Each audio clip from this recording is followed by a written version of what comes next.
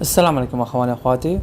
رجعت لكم بعد غياب، بما احنا داخلين فصل الشتاء والاجواء الشتوية والعطور الحلوة الجميلة.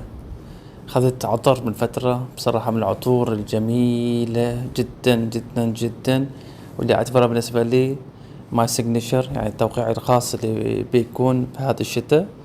عطر من بنهالجنز ايدو اوداسيتي. العطر هذا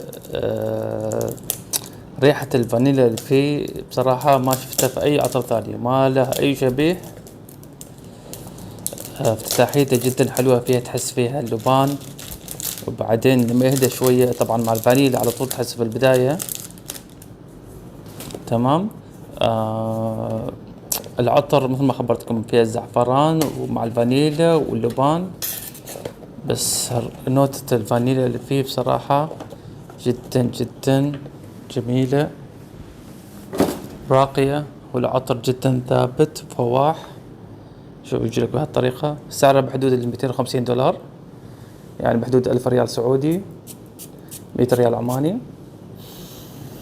يا سلام، مثل ما خبرتكم ريحة الفانيلا في البداية تحسوا فيها مع الزعفران مع اللبان مع فلفل أسود خفيف. العطر جدا جميل فخم، يناسب الأجواء الشتوية الليلية المسائية. بصراحة عطر جدا جميل، وراح استخدمه بكثرة في هذا الشتاء.